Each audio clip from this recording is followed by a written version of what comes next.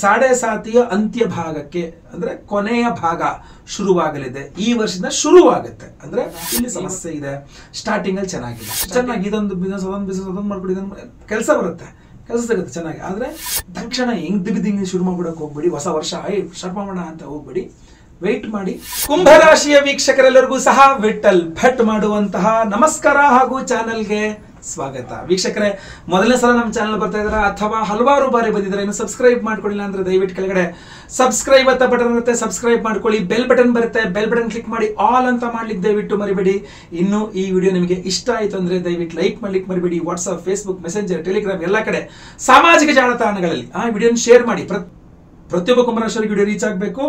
ಕಾರಣ ಈ ಒಂದು ವಿಡಿಯೋದಲ್ಲಿ ನಾನು ಕುಂಭರಾಶಿಯವರ 2025ನೇ ಇಸ್ವಿಯ ಆಂಗ್ಲ ನೂತನ ಸಂವತ್ಸರದ ವರ್ಷ ಭವಿಷ್ಯವನ್ನ ತಿಳಿಸಲಿದ್ದೇನೆ.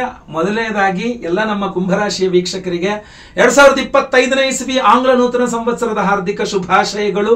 ಹೊಸ ವರ್ಷ ನಿಮಗೆ ಹೊಸ ಹರುಷವನ್ನ ತರಲಿ. ಹೋದ ವರ್ಷ ಅದಕ್ಕೋದ ವರ್ಷ ನೀವು ಮಾಡಬೇಕು ಅನ್ಕೊಂಡು ಮಾಡಕ್ಕಾಗದೇ ಇರುವಂತಹ ಒಳ್ಳೊಳ್ಳೆಯ ದೊಡ್ಡ ದೊಡ್ಡ ಕೆಲಸಗಳೆಲ್ಲ ಈ ವರ್ಷನಾದ್ರೂ ನಿಮಗೆ ಮಾಡೋ ರೀತಿಯಲ್ಲಿ ಆ ಭಗವಂತನ ಅನುಗ್ರಹವಾಗಲಿ. ಖಂಡಿತವಾಗಿ ನಿಮಗೆ ಒಳ್ಳೆಯದಾಗಲಿ. ಇನ್ನು ವರ್ಷ ಭವಿಷ್ಯ ಅಂತ ನೋಡ್ಲಿಕ್ಕೆ ಹೋದಾಗ ಬಹಳ ಮುಖ್ಯವಾಗಿ ದೀರ್ಘಕಾಲಿಕವಾಗಿ ಒಂದೇ ರಾಶಿಯಲ್ಲಿ ಇರುವಂತಹ ಗ್ರಹ ಸ್ಥಿತಿಗಳನ್ನು ನೋಡ್ಕೊಳ್ಬೇಕಾಗತ್ತೆ. ಬನ್ನಿ, ಮೊದಲನೇದಾಗಿ 2025ನೇ ಇಸ್ವಿಯ ಗ್ರಹ ಸ್ಥಿತಿಗಳನ್ನು ನೋಡ್ಕೊಂಡ್ಬರೋಣ. ಮಾರ್ಚ್ 29ನೇ ತಾರೀಕಿನ ತನಕ ಕುಂಭರಾಶಿಯಲ್ಲಿರ್ತಕ್ಕಂತಹ ಶನೇಶ್ವರ ಗ್ರಹ ಮಾರ್ಚ್ 29ನೇ ತಾರೀಕಿಗೆ ಮೀನ ರಾಶಿಗೆ ಸಂಚಾರ ಆಗಲಿದ್ದಾನೆ. ಇನ್ನು ಮೇ 15ನೇ ತಾರೀಕಿನ ತನಕ ವೃಷಭ ರಾಶಿಯಲ್ಲಿರುವಂತಹ ಗುರುಗ್ರಹ ಮೇ 15ನೇ ತಾರೀಕಿಂದ ಮಿಥುನ ರಾಶಿಗೆ ಗುರುಗ್ರಹದ ಸಂಚಾರ. ಇನ್ನು ಮೇ 17ನೇ ತಾರೀಕಿನ ತನಕ ರಾಹು ಗ್ರಹ ಮೀನದಲ್ಲಿ, ಕೇತು ಗ್ರಹ ಕನ್ಯಾದಲ್ಲಿ ಇದ್ದು ಮೇ 18ನೇ ತಾರೀಕು ಉಲ್ಟಾ ಪ್ರಯಾಣ ರಾಹು ಕೇತುಗಳದ್ದು. ಸೊ ಕುಂಭರಾಶಿಗೆ ಮೇ 18ನೇ ತಾರೀಕು ರಾಹು ಗ್ರಹ ಬಂದ್ರೆ, ಸಿಂಹ ರಾಶಿಗೆ ಮೇ 18ನೇ ತಾರೀಕು ಕೇತು ಗ್ರಹದ ಸಂಚಾರ ಆಗಲಿದೆ. ಇನ್ನು ಶುಕ್ರ ಮೇ ಅಂತ್ಯದವರೆಗೆ ಅಂದ್ರೆ ಜನವರಿಯಿಂದ ಮೇ ಅಂತ್ಯದವರೆಗೂ ಸಹ ಶುಕ್ರ ಗ್ರಹ ಪರಮೋಚ್ಚ ಸ್ಥಿತಿಯಲ್ಲಿ ಮೀನ ರಾಶಿಯಲ್ಲೇ ಇರಲಿದ್ದಾನೆ. ಇದು ಪ್ರಧಾನವಾದಂತಹ ಗ್ರಹ ಸ್ಥಿತಿಗಳಾಗಿರುತ್ತೆ. ವೀಕ್ಷಕರೇ, 2025ನೇ ಇಸ್ವಿಯ ಗ್ರಹ ಸ್ಥಿತಿಗಳು ಹೀಗಿರಬೇಕಾದ್ರೆ ಫಲ ಇದರ ಆಧಾರವಾಗಿ ಏನೇನಾಗುತ್ತೆ ಅನ್ನುವಂಥದ್ದು ನೋಡೋಣ. ಆದರೆ ಮೊದಲನೇದಾಗಿ ಹೇಳ್ಬಿಡ್ತೀನಿ, ನಾನು ಆದಿಯಲ್ಲೇ ಹೇಳ್ಬಿಡ್ತೀನಿ ನಿಮಗೆ, ಈ ಒಂದು ವರ್ಷ ಭವಿಷ್ಯದಲ್ಲಿ 2025ನೇ ಇಸ್ವಿ ವರ್ಷ ಭವಿಷ್ಯದಲ್ಲಿ ನಾನೇನಾದ್ರೂ ನೆಗೆಟಿವಿಟೀಸ್ ಕೆಟ್ಟದಾಗತ್ತೆ ಅಂತ ನಾನು ಏನೇನು ಹೇಳಲಿ ಅದೆಲ್ಲ ಸುಳ್ಳಾಗೋಗ್ಲಿ. ನಾನು ಹೇಳೋ ಭವಿಷ್ಯ, ನಾನೇನೇನು ನೆಗೆಟಿವ್ ಹೇಳ್ತೀನಿ ಅದೆಲ್ಲ ಸುಳ್ಳಾಗ್ಲಿ. ನಾನೇನೇನು ಪಾಸಿಟಿವ್ ಹೇಳ್ತೀನಿ, ಒಳ್ಳೇದು ಹೇಳ್ತೀನಿ, ಶುಭ ಹೇಳ್ತೀನಿ, ಅದೇ ನಡೀಲಿ ನಿಮ್ಮ ಜೀವನದಲ್ಲಿ ಅಂತ ಭಗವಂತನಲ್ಲಿ ಪ್ರಾರ್ಥನೆ ಮಾಡ್ಕೊಳ್ತಾನೆ. ವಿಡಿಯೋನ ಶುರು ಮಾಡೋಣ. ಖಂಡಿತವಾಗಿ ಮೊದಲನೇದಾಗಿ ಕುಂಭರಾಶಿಯ ವಿದ್ಯಾರ್ಥಿಗಳು ನೋಡಿ, ಸಾಡೆ ಸಾತಿಯ ಅಂತ್ಯ ಭಾಗಕ್ಕೆ ಅಂದ್ರೆ ಕೊನೆಯ ಭಾಗ ಶುರುವಾಗಲಿದೆ. ಈ ವರ್ಷದಿಂದ ಶುರುವಾಗುತ್ತೆ ಅಂದ್ರೆ ಈ ವರ್ಷ ಮೇ ನಂತರ ನಾಗಲೇ ಹೇಳಿದ್ನಲ್ಲ, ಏಪ್ರಿಲ್ 1ನೇ ತಾರೀಕಿಂದ ನಿಮಗೆ ಸಾಡೆ ಸಾತಿಯ ಕೊನೆಯ ಭಾಗ ಶುರುವಾಗುತ್ತೆ.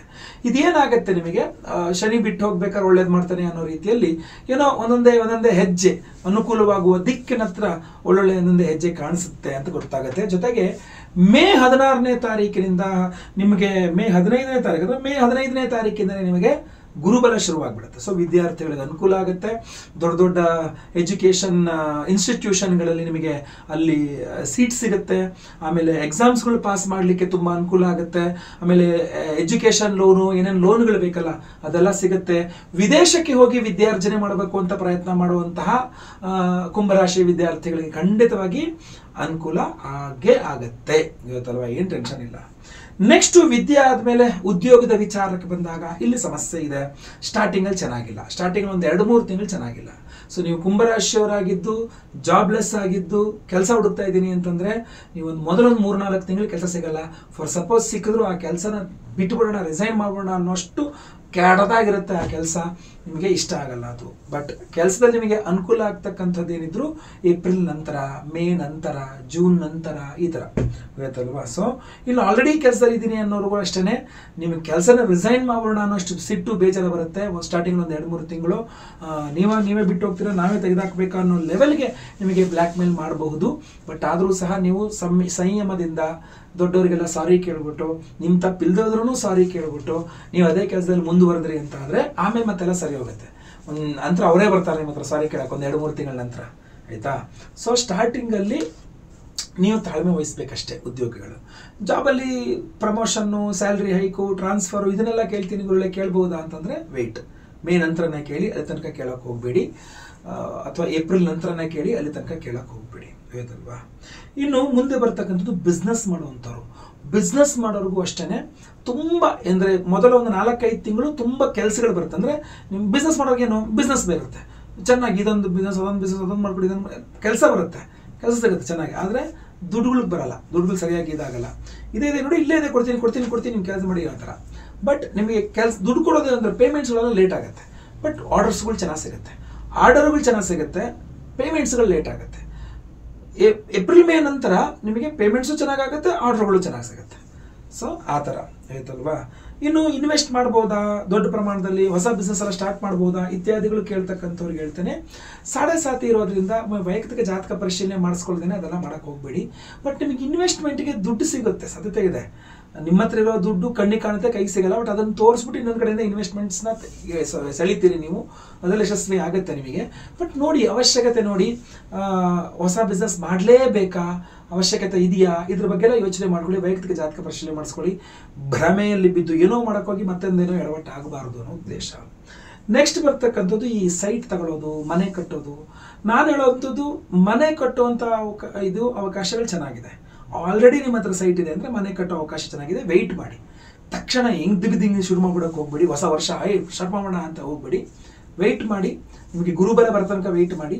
ಇಲ್ಲ ಅಲ್ಲಿ ತನಕ ನೀವೇನು ಮಾಡಿ ಅಂದರೆ ಈ ಡಾಕ್ಯುಮೆಂಟೇಷನ್ ಕೆಲಸಗಳು, ಆಮೇಲೆ ಪರ್ಮಿಷನ್ಗಳು, ಇದ್ರ ಬಗ್ಗೆ ಎಲ್ಲ, ಇಲ್ಲ ಎಲ್ಲಿ ಒಳ್ಳೊಳ್ಳೆ ಐಟಮ್ಸ್ಗಳು ಸಿಗುತ್ತೆ, ಎಲ್ಲಿ ಕಡಿಮೆ ದರದಲ್ಲಿ ಐಟಮ್ಸ್ಗಳು ಸಿಗುತ್ತೆ, ಇದೆಲ್ಲ ಒಂದು 3-4 ತಿಂಗಳು ಸ್ವಲ್ಪ ಅದನ್ನು ಅಧ್ಯಯನ ಮಾಡ್ಕೊಂಡು ಆಮೇಲೆ ಮನೆ ಕಟ್ಟಲಿಕ್ಕೆ ಹೋದರೆ ಖಂಡಿತವಾಗಿ ನಿಮ್ಗೆ ಅನುಕೂಲ ಆಗುತ್ತೆ. ಸ್ಟಾರ್ಟಿಂಗಲ್ಲೇ ಹೊಸ ಜೋಶಲ್ಲಿ ಸ್ಟಾರ್ಟಿಂಗಲ್ಲೇ ಕಟ್ಬಿಡ್ತೀನಿ ಮನೆ ಅಂತ ಹೋಗ್ಬಿಟ್ರೆ ಭೂಮಿ ಪೂಜೆ ಮಾಡಿದ ನೆಕ್ಸ್ಟ್ ಡೇಯಿಂದಲೇ ಶುರುವಾಗ್ಬಿಡುತ್ತೆ ಗಲಾಟೆಗಳು, ಜಗಳಗಳು, ಆಳತೆ, ಅದು ಸಮಸ್ಯೆ, ಇದು ಸಮಸ್ಯೆ, ಆ ಡಾಕ್ಯುಮೆಂಟೇಷನ್ ಎಲ್ಲ ಪ್ರಾಬ್ಲಮ್ ಆಗ್ಬಿಡುತ್ತೆ. ಸೊ ತಾಳಿದವನು ಬಾಳಿಯಾನು. ನಿಧಾನಕ್ಕೆ ಸೀಕ್ರೆಟಾಗಿ ಯಾರೂ ಹೇಳ್ದೇನೆ ನಿಧಾನಕ್ಕೆ ಒಂದೊಂದಾಗಿ ಮಾಡ್ಕೊಂಡು ಹೋಗಿ 6 ತಿಂಗಳ ನಂತರ ಸ್ಟಾರ್ಟ್ ಮಾಡಿ ಈ ಕೆಲಸನ. ಶ್ರಾವಣ ಮಾಸದಲ್ಲೋ ಅಥವಾ ಮೇನಲ್ಲೋ ಭೂಮಿ ಪೂಜೆ ಮಾಡಿ ಸ್ಟಾರ್ಟ್ ಮಾಡಿ, ಖಂಡಿತವಾಗಿ ಅನುಕೂಲ ಆಗುತ್ತೆ. ಇನ್ನು ಅಪಾರ್ಟ್ಮೆಂಟ್ಸ್ ತಗೊಳ್ತೀನಿ ಅನ್ನೋಂಥವ್ರಾದರೆ ಜನವರಿಯಿಂದನೇ ಸ್ಟಾರ್ಟ್ ಮಾಡ್ಕೊಂಬಿಡಿ. ನೀವು ಒಳ್ಳೊಳ್ಳೆ ಅಪಾರ್ಟ್ಮೆಂಟ್ಸ್ ನೋಡ್ಕೊಂಡು ತೊಗೊಂಬಿಡಿ. ಸೈಟ್ ತಗೊಂಡು ಮನೆ ಕಟ್ತೀನಿ ಅನ್ನೋರಿಗೆ ಬೇಡ ಅಂತ ಹೇಳಿದ್ದು ನಾನು. ಇನ್ನು ಮನೆ ಕಟ್ಟೋರಿಗೆ ಸೈಟೇ ತಗೊಳ್ತೀನಿ ಅಂದರೆ ಅದಕ್ಕೂ ಅಷ್ಟೇ 3-4 ತಿಂಗಳು, ಜನವರಿ, ಫೆಬ್ರವರಿ, ಮಾರ್ಚ್, ಏಪ್ರಿಲ್ ಒಂದು 3-4 ತಿಂಗಳು ಬೇಡ. ನಂತರ ನೀವು ಸೈಟ್ ತಗೊಳ್ಳಿ, ಅದ್ರ ಒಳಗೆ ಸೈಟ್ ತಗೊಳ್ಳೋ ಪ್ರಯತ್ನ ಮಾಡಬೇಡಿ. ಇನ್ನು ವಿವಾಹಾದಿ ವಿಚಾರಗಳು ಬಂದರೆ ಸಾಮಾನ್ಯವಾಗಿ ಗುರುಬಲ ಇಲ್ಲದೆ ಮದುವೆಗೆ ಅನುಕೂಲ ಆಗಲ್ಲ. ಸೊ ಗುರುಬಲ ಬರೋದೇ ಮೇ 15ರ ನಂತರ. ಆದ್ದರಿಂದ ಮೇ 15ರ ನಂತರ ವಿವಾಹಾದಿ ವಿಚಾರಗಳು ಅನುಕೂಲ ಆಗುತ್ತೆ. ಇನ್ನು ಮದುವೆ ಆಗೋಗಿದೆ, ದಾಂಪತ್ಯ ವಿಚಾರಗಳು ಅಂತಂದರೆ ಸ್ವಲ್ಪ ನಿಮ್ಮ ರಾಶಿಗೆ ಅಂದರೆ ಗುರುಬಲ ಬಂದ ಮೇಲೆ ನಿಮ್ಮ ರಾಶಿಗೆ ರಾಹು ಪ್ರವೇಶ ಮಾಡ್ತಾರೆ. ಸಪ್ತಮದಲ್ಲಿ ಕೇತು, ನಿಮ್ಮ ರಾಶಿಯಲ್ಲಿ ರಾಹು ಹೋಗುತ್ತೆ. ಸ್ವಲ್ಪ ಗುರುಬಲ ಬಂದ ಮೇಲೆ ದಾಂಪತ್ಯ ಕಲಹಗಳು ಜಾಸ್ತಿ ಆಗುತ್ತೆ. ನಿಮ್ಮ ಅಭಿಪ್ರಾಯಕ್ಕೆ ಅವ್ರ ವಿರುದ್ಧ, ಅವ್ರ ಅಭಿಪ್ರಾಯಕ್ಕೆ ನೀವು ವಿರುದ್ಧ. ಆಮೇಲೆ ನಿಮ್ಮ ರಾಶಿಯಲ್ಲಿ ರಾಹು ಬಂದ ತಕ್ಷಣ ನೀವು ಟಕ್ ಅಂತ ಎದ್ದು ನಾನು ಕೋರ್ಟಿಗೆ ಹೋಗ್ತೀನಿ ಹಂಗೆ ಹಿಂಗೆ ಅನ್ನೋ ಲೆವೆಲ್ಗೆ ಹೋಗ್ಬಿಡ್ಬಹುದು. ಅದಕ್ಕೆಲ್ಲ ಹೋಗದಂತೆ ನೀವೇ ತಡೆದು ಸರಿ ಮಾಡ್ಕೊಳ್ಬೇಕು. ಅಭಿಪ್ರಾಯ ಭೇದಗಳು ಸ್ಟಾರ್ಟಿಂಗ್ ಅಂದರೆ ಈಗ ಮದುವೆ ಆಗಿ 15-20 ವರ್ಷ ಆದವ್ರಿಗೆ ಈ ಪ್ರಾಬ್ಲಮ್ ಆಗಲ್ಲ. ಸ್ಟಾರ್ಟಿಂಗ್ ಮದುವೆ ಆಗಿನೇ ಜಸ್ಟ್ 1 ವರ್ಷ ಆಯ್ತು, 2 ವರ್ಷ ಆಯ್ತು, 3 ವರ್ಷ ಆಯ್ತು, 5 ವರ್ಷ ಆಯ್ತು, ಇನ್ನೂ ಮಕ್ಕಳೇ ಆಗಿಲ್ಲ, ಆ ಥರದವ್ರಿಗೆಲ್ಲ ಇದು ಸಮಸ್ಯೆಗಳು ಜಾಸ್ತಿ ಆಗ್ಬೋದು. ದಾಂಪತ್ಯ ಕಲಹಗಳಂತೂ ಇರುತ್ತೆ. ಮೇ ನಂತರ ಸ್ವಲ್ಪ ಗಂಡ ಹೆಂಡತಿ ಜಗಳ ಜಾಸ್ತಿ ಆಗುತ್ತೆ. 7ನೇ ಮನೇಲಿ ಕೇತು ಬಂದ ಮೇಲೆ ಅಂತೂ ಪಕ್ಕಾ ಗಲಾಟೆಗಳು ಆಗೇ ಆಗುತ್ತೆ. ಆಮೇಲೆ ಪಾರ್ಟ್ನರ್ಶಿಪ್ ಬಿಸ್ನೆಸ್ ಮಾಡೋರ್ಗೂ ಮೇ 16 ನಂತರ ಗುರುಬಲ ಬಂದ ನಂತರ ಪಾರ್ಟ್ನರ್ಶಿಪ್ಪಲ್ಲಿ ಒಂದು ಸ್ವಲ್ಪ ನೀವು ಹೇಳಿದವ್ರಿಗೆ ಆಗಲ್ಲ, ಅವ್ರು ಹೇಳಿದ್ದು ನಿಮ್ಗೆ ಆಗಲ್ಲ, ಈ ಸ್ವಲ್ಪ ಕಿತಾಪತಿಗಳು ಗಲಾಟೆಗಳು ಆಗುತ್ತೆ, ಆಯ್ತಲ್ವಾ? ಸಾಲಗಳ ವಿಚಾರ, ಸಾಲಗಳು ಸಿಗುತ್ತಾ ಇದ್ದಿದ್ದು ಕುಂಭರಾಶಿಯವ್ರ ಸಾಲ ಬಹಳ ವಿಚಿತ್ರ. ಸಿಕ್ಕಿದ್ರೆ ಸಿಕ್ಕಾಪಟ್ಟೆ ಸಿಕ್ಬಿಡುತ್ತೆ, ಸಿಗಲಿಲ್ಲ ಅಂದ್ರೆ 1 ರೂಪಾಯಿನೂ ಎಲ್ಲೂ ಒಟ್ಟಲ್ಲ ಅಂತ. ಒಂಥರ ವಿಚಿತ್ರ ನಿಮ್ಮ ಸಾಲದ ವ್ಯವಹಾರಗಳೆಲ್ಲ. ಬಟ್ ಸ್ಟಾರ್ಟಿಂಗಲ್ಲಿ ಒಂದು 3-4 ತಿಂಗಳು ಸಾಲ ಮಾಡೋಕ್ಕೆ ಹೋಗಬೇಡಿ. ಎಂಥ ಅವಶ್ಯಕತೆ ಇದ್ದರೂ ಗಂಜಿ ಕುಡಿದಾರು ಇರ್ತೀವಿ, ನಾನು ಸಾಲ ಮಾಡಲ್ಲ ಹತ್ರನೇ ಕಳೀರಿ. ಒಂದು ಮೇ ಜೂನ್ ನಂತರ ಸ್ವಲ್ಪ ಸಾಲಗಳ ಅನಿವಾರ್ಯ ಇದ್ದದ್ದು, ಅತ್ಯಂತ ಅವಶ್ಯಕತೆ ಇರೋದು ಕನ್ಸ್ಟ್ರಕ್ಷನ್ ಲೋನು, ಈ ಥರ ಲೋನ್ಗಳು ಮಾತ್ರ ತಗೊಳ್ಳಿ, ಬೇಡ. ಆಮೇಲೆ ಮೇ ನಂತರ ಗುರುಬಲ ಬಂತು ಅಂತ ಹೊಸ ವಾಹನ ಖರೀದಿ ಮಾಡೋರು ವೈಯಕ್ತಿಕ ಜಾತಕ ಪರಿಶೀಲನೆ ಮಾಡಿಸದೆ ವಾಹನ ಖರೀದಿ ಮಾಡೋಕ್ಕೆ ಹೋಗಬೇಡಿ. ಯಾಕೆಂದರೆ 7ನೇ ಮನೇಲಿ ಕೇತು ಬಂದಾಗ ವಾಹನ ಖರೀದಿ ಮಾಡಿದ್ರೆ ಸುಮ್ಮನೆ ಕಿರಿಕಿರಿ.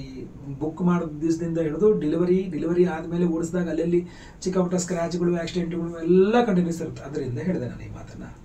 ನೆಕ್ಸ್ಟ್ ಬರ್ತಕ್ಕಂಥದ್ದು ನಿಮ್ಮ ಆರೋಗ್ಯ. ಕುಂಭರಾಶಿಯವರ ಆರೋಗ್ಯ ನಿಮಗೆ ಏಪ್ರಿಲ್ 1ನೇ ತಾರೀಕಿದ್ದಾರೆ ಸರಿ ಹೋಗ್ತಾ ಬರುತ್ತೆ. ಸರಿ ಹೋಯ್ತು ಅಂದರೆ ಒಂದು ದಿವಸಕ್ಕಿಂತ ಇನ್ನೊಂದು ದಿವಸ ಚೆನ್ನಾಗಿರುತ್ತೆ. ಗೋಚಾರ ಫಲ ನಾನು ಹೇಳ್ತಿರೋದು. ವೈಯಕ್ತಿಕ ಜಾತ್ರೆ ಏನಾದ್ರು ಎಡವಟ್ಟಾದ್ರೆ ನಮ್ಗೆ ಗೊತ್ತಿಲ್ಲ. ಗೋಚಾರ ಫಲ ರೀತ್ಯ ನಿಮಗೆ ದಿನ ಯಾಕಂದ್ರೆ ನಿಮ್ಮ ರಾಶಿಯಿಂದ ಮುಂದಿನ ರಾಶಿಗೆ ಶನಿ ಹೋಗ್ತಾನೆ. ಸೊ ಆದ್ರಿಂದ ನಿಮ್ಮಲ್ಲಿ ಸ್ವಲ್ಪ ಆಲಸ್ಯ ಕಡಿಮೆ ಆಗುತ್ತೆ, ಸ್ವಲ್ಪ ಎದ್ದು ಕೆಲಸ ಮಾಡಿ ಓಡಾಡ್ತೀರಾ, ಸ್ವಲ್ಪ ಚೈತನ್ಯ ಶಕ್ತಿ ಜಾಸ್ತಿ ಬರುತ್ತೆ. ಸ್ವಲ್ಪ ನಿಮಗೂ ಸ್ವಲ್ಪ ಹೌದು ನಾನು ಹಿಂಗೆ ಆಲಸ್ಯತನದಿಂದ ಲೇಜಿತನದಿಂದ ಇನ್ನೂ ಆರೋಗ್ಯ ಹಾಳು ಮಾಡ್ಕೊಂಡ್ಬಿಡ್ತೀನಿ ಅನ್ನೋ ಪ್ರಜ್ಞೆ ಬರುತ್ತೆ. ಸ್ವಲ್ಪ ನೀವು ಬದಲಾಗ್ತೀರಾ, ನಿಮ್ಮಲ್ಲಿ ಆ ಬದಲಾವಣೆ ಅನುಕೂಲ ಆಗುತ್ತೆ ಆರೋಗ್ಯಕ್ಕೆ, ಆಯ್ತಲ್ವಾ? ಸೊ ಒಳ್ಳೊಳ್ಳೆ ಡಾಕ್ಟರ್ಸ್ಗಳು ಸಿಗ್ತಾರೆ, ಆರೋಗ್ಯನೂ ಸರಿ ಹೋಗುತ್ತೆ. ತೀರಾ ಅಂದರೆ ಸ್ಟಾರ್ಟಿಂಗ್ ಒಂದು 2-3 ತಿಂಗಳು ಮಾತ್ರ ಚೆನ್ನಾಗಿಲ್ಲ, ನಂತರ ಆಮೇಲೆ ನಿಧಾನಕ್ಕೆ ಸರಿ ಹೋಗ್ತಾ ಬರುತ್ತೆ. ಸ್ಟಾರ್ಟಿಂಗಲ್ಲೂ ಅಷ್ಟೇ ಸ್ತ್ರೀಯರು ಒಂದು ಸ್ವಲ್ಪ ಜಾಸ್ತಿ, ಕುಂಭರಾಶಿ ಸ್ತ್ರೀಯರು ಸ್ವಲ್ಪ ಆರೋಗ್ಯವನ್ನು ಜಾಸ್ತಿ ಹಾಳು ಮಾಡ್ಕೊಳ್ತಾರೆ. ಈ ಪೀರಿಯಡ್ಸ್ ಪ್ರಾಬ್ಲಮ್ ಇತ್ಯಾದಿಗಳೆಲ್ಲ ಸ್ವಲ್ಪ ಗರ್ಭಕೋಶದ ಸಂಬಂಧಪಟ್ಟದ್ದು, ಅಲ್ಲೇನೋ ಸ್ವಲ್ಪ ಗರ್ಭಕೋಶ ಇರುತ್ತಲ್ಲ ಲೇಡೀಸ್ ಪ್ರಾಬ್ಲಮ್ಗಳು, ಗರ್ಭಕೋಶದಲ್ಲಿ ಏನೋ ಹುಣ್ಣಾಯಿತು ಮತ್ತೊಂದು ಈ ಥರ ಚಿಕ್ಕ ಪುಟ್ಟ ಪ್ರಾಬ್ಲಮ್ಗಳು ಇರ್ತವೆ ಅವ್ರಿಗೆ. ಅದನ್ನು ಇಂಗ್ಲೀಷ್ ಮೆಡಿಸನ್ಗಿನ್ನ ಆಯುರ್ವೇದಿಕ್ ಮೆಡಿಸನ್ಗಳಲ್ಲಿ ಪಥ್ಯಗಳಲ್ಲಿ ಸರಿ ಮಾಡ್ಕೊಳ್ಳೋಕೆ ನೋಡುವಂಥದ್ದು ನನ್ನ ಪ್ರಕಾರ ಉತ್ತಮವಾಗಿರುತ್ತೆ. ವೈಯಕ್ತಿಕ ಜಾತಕ ಪರಿಶೀಲನೆ ಮಾಡಿದ್ರೆ ಅದನ್ನೆಲ್ಲ ಏನೂ ಹೇಳೋಕ್ಕಾಗಲ್ಲ. ವೈಯಕ್ತಿಕ ಜಾತಕ ಪರಿಶೀಲನೆ ತುಂಬ. ಆಮೇಲೆ ಈ ಒಂದು ಇದರಲ್ಲಿ ಯಾವಾಗ ನೆನಪಿಟ್ಕೊಳ್ಳಿ, 2025ನೇ ಇಸ್ವಿಲಿ ಕೆಂಪು ಬಣ್ಣವನ್ನು ಸ್ವಲ್ಪ ಆದಷ್ಟು ಜಾಸ್ತಿ ಅವಾಯ್ಡ್ ಮಾಡಿ. ಈ ಸಿಮೆಂಟ್ ಕಲರು, ಬೂದಿ ಬಣ್ಣ ಅಥವಾ ಹೊಗೆಯ ಬಣ್ಣ ಇದೆಲ್ಲ ಒಂದು ಸ್ವಲ್ಪ ನಿಮಗೆ ಜಾಸ್ತಿ ಓಡಾಡ್ಸುತ್ತೆ. ಬಣ್ಣ ಹಾಕಿದಂಗೂ ಸ್ವಲ್ಪ ಖರ್ಚು ಜಾಸ್ತಿ ಆಗುತ್ತೆ, ಓಡಾಟ ಜಾಸ್ತಿ ಆಗುತ್ತೆ ನಿಮಗೆ. ನೀಲಿ ಬಣ್ಣ ನಿಮಗೆ ಸ್ವಲ್ಪ ಅನುಕೂಲ ಆಗಿಬಿಡುತ್ತೆ. ನೀಲಿ ಬಣ್ಣ ಅನುಕೂಲ ಆಗುತ್ತೆ, ಬಿಳಿ ಬಣ್ಣ ಅನುಕೂಲ ಆಗುತ್ತೆ, ಅರಿಶಿನ ಬಣ್ಣ ನಿಮಗೆ ಅನುಕೂಲವನ್ನು ಕೊಡುತ್ತೆ. ಆದಷ್ಟು ಸ್ವಲ್ಪ ಕೊಡುತ್ತೆ, ನಿಮಗೆ ತೊಂದರೆ ಇಲ್ಲ. 9 ಸಂಖ್ಯೆ ನಿಮಗೆ ತುಂಬ ಚೆನ್ನಾಗಿ ಲಕ್ ಫ್ಯಾಕ್ಟರ್ ಕೊಡುತ್ತೆ. 5 ಸಂಖ್ಯೆಯೂ ಸ್ವಲ್ಪ ನಿಮಗೆ ಲಕ್ ಫ್ಯಾಕ್ಟರ್ ಕೊಡುತ್ತೆ. ಈ ಒಂದು 2025ನೇ ಇಸ್ವಿಯಲ್ಲಿ. ಸೊ ಈ ಥರ ಸಂಖ್ಯಾಬಲಗಳನ್ನು ನೋಡ್ಕೊಳ್ಳಿ. ವೈಯಕ್ತಿಕ ಜಾತಕ ಪರಿಶೀಲನೆ ಮಾಡಿಸ್ಕೊಳ್ಳೋದೇ ದೊಡ್ಡ ತೀರ್ಮಾನಗಳೇನು ತೊಗೊಳಕ್ಕೆ ಹೋಗ್ಬೇಡಿ, ಅಲ್ಲೇ ಸಮಸ್ಯೆ ಆಗೋದು. ವೈಯಕ್ತಿಕ ಜಾತಕದಲ್ಲಿ ಉಲ್ಟಾ ಆಗ್ಬಿಟ್ರೆ ಕಷ್ಟ ಅಂತ, ಆಯ್ತಲ್ವಾ? ಸೊ ಜನ್ಮ ದಿನಾಂಕ, ಜನ್ಮ ಸಮಯ, ಜನ್ಮಸ್ಥಳ ಸ್ಕ್ರೀನ್ ಮೇಲೆ ಕಾಣುವಂಥ ನಂಬರ್ಗೆ ವಾಟ್ಸಪ್ ಮಾಡಿಕೊಂಡು ನೇರವಾಗಿ ಬಂದು ಭೇಟಿ ಮಾಡ್ಬೋದು. ಒಂದು ಕನ್ಸಲ್ಟೇಷನ್ನು ಅಥವಾ ಫೋನ್ ಕನ್ಸಲ್ಟೇಷನ್, ನೀವು ಬರೋಕ್ಕಾಗಲ್ಲ ಅಂತ ಬರಬೇಕು ಅಂತಲೇ ಇಲ್ಲ, ಫೋನ್ ಕನ್ಸಲ್ಟೇಷನ್ ಫೋನಲ್ಲೇ ಕೇಳಿಸ್ಕೊಳ್ಬೋದು ನೀವು. ಸೊ ವೈಯಕ್ತಿಕ ಜಾತಕ ಪರಿಶೀಲನೆ ತೀರಾ ಇಂಪಾರ್ಟೆಂಟ್ ಆಗಿರುತ್ತೆ, ಆಯ್ತಲ್ವಾ? ಒಳ್ಳೆಯದಾಗಲಿ. ಸ್ಕ್ರೀನ್ ಮೇಲೆ ಇರೋ ನಂಬರ್ಗೆ ಕಾಂಟ್ಯಾಕ್ಟ್ ಮಾಡಿ. ಈ ವಿಡಿಯೋ ಇಷ್ಟ ಪರ್ಟಿಕ್ಯುಲರ್ ಆಗಿ ಲೈಕ್ ಮಾಡಲಿಕ್ಕೆ ಮರಿಬೇಡಿ.